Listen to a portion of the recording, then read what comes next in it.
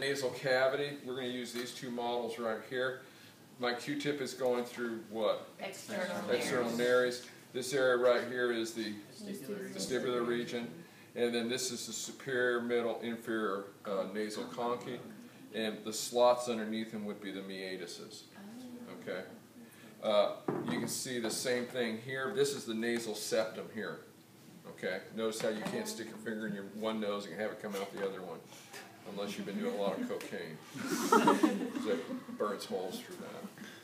So, nasal septum, external nares, vestibular region, superior, middle, inferior nasal conchae, the meatuses. Okay. This right here would be about where the internal nares is. Same thing here, right about this area. Okay. What else did we have on here? This is internal nares. Yeah. So internal nares right about here. For sure, this is not in the nasal cavity. This opening here. So it's anywhere like right in here. Okay. Internal nares. Okay. So the pharynx, you have the nasal, oral, and laryngopharynx.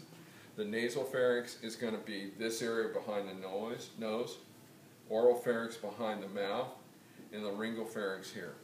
Okay, those three bullet points. Nasal pharynx, the opening of the eustachian tube or auditory tube right there. Okay, and then the pharyngeal tonsil right here. Here is an opening to eustachian or auditory tube, and this is your pharyngeal tonsil. Hard palate, soft palate, uvula, that thing that hangs down the back of your throat here. Yeah, uvula there, uvula right here. You know that thing that hangs down, the punching bag? Okay. Okay, oral pharynx, let me kind of show you what it shows you the palatine tonsil right here. You have two of them. We looked at that the other day. Now, there's a picture in your book that will show the arches better than the pictures in respiratory. It's in the digestive part. It's the mouth wide open. You look in it and you can see the two arches that you need to know. So how do you name the arches? You use palatine first, which is the tonsil, and it's either closer to the tongue or it's closer to the pharynx. So see this arch right here? That would be the palato what? Palato, it's close to the tongue, so it's the palato-glossal arch. See it right there? Now this one over here would be the palatopharyngeal arch. And the tonsil sits between them. Okay? So again, look at that picture in your book. It's in the digestive with the mouth wide open, and you'll see those arches real good. Okay? So you can see them here. Here's the palatine tonsil right here. And so this one here would be the palatoglossal arch right there. And here's the palatopharyngeal arch right there. Okay?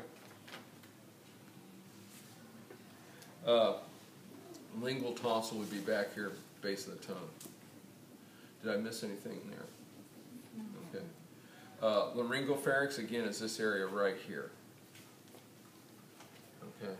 So now we're going to start into the larynx. Let me start it off with this model first. Okay.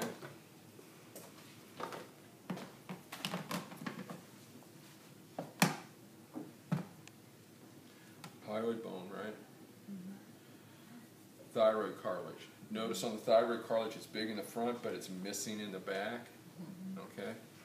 And then go down through this membrane, and this is the cricoid cartilage right here. And it's bigger in the back. Okay?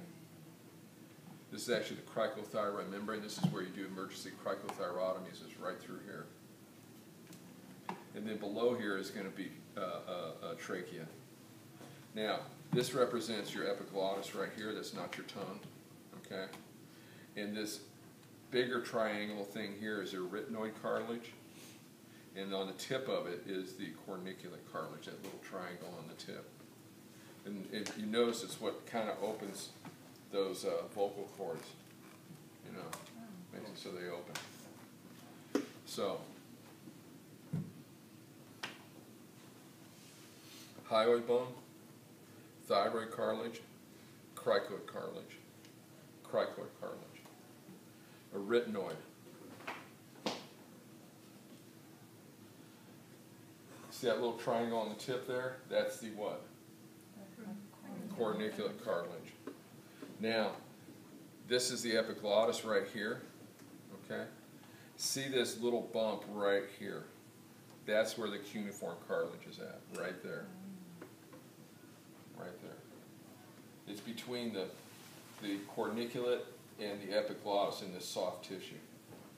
Let me kind of show you with this guy a little better.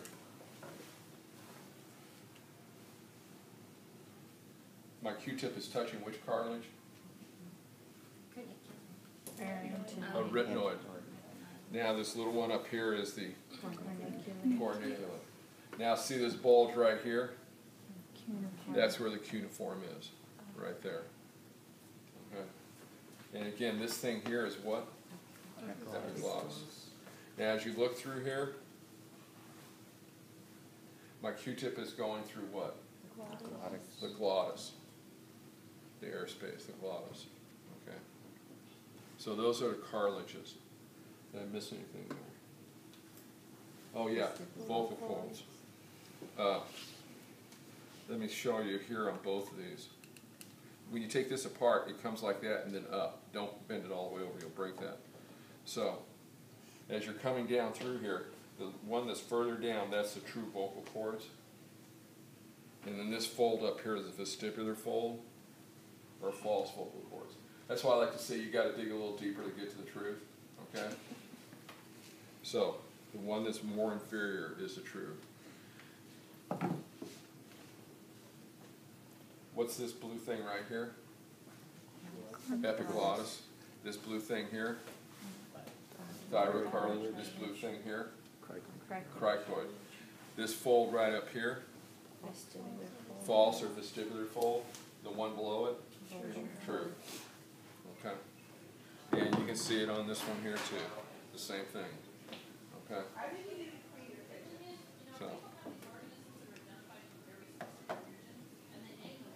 So below that is the trachea.